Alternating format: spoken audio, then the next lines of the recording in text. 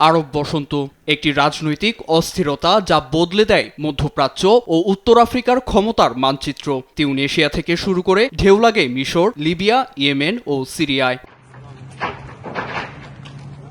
2011 সালে গণবিক্ষোভের মুখে ক্ষমতা ছাড়তে বাধ্য হন তিউনিসিয়ার president Zine Abidine Ben Ali. Saudi আরবে পালিয়ে গিয়ে সেখানেই নির্বাসিত অবস্থায় মৃত্যু হয় তার।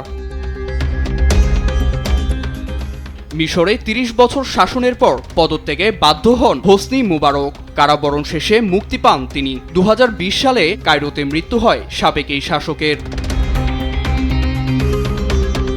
ইয়েমেনে দীর্ঘ 33 বছর ক্ষমতায় থাকা আলী আবদুল্লাহ সালেহ ক্ষমতা ছাড়লেও শেষ রক্ষা হয়নি। হুতি বিদ্রোহীদের হাতে প্রাণ হারান তিনি।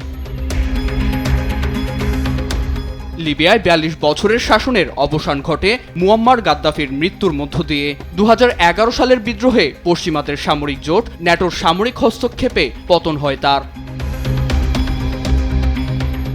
আরব বসন্তের শেষ ঢেউ আছড়ে পড়ে সিরিয়ায়। 2000 সালে ক্ষমতায় আসা বাশার আল আসাদের বিরুদ্ধে আন্দোলন গড়ায় গৃহযুদ্ধে। দীর্ঘ সংঘাতের পর 2024 সালে বিদ্রোহীদের চাপে দেশ ছেড়ে রাশিয়ায় আশ্রয় নেন তিনি। গুঞ্জন আছে পূর্বের চিকিৎসা পেশায় ফেরার চেষ্টায় আছেন তিনি। সে লক্ষ্যে নতুন করে মনোযোগ দিচ্ছেন পড়াশোনায়।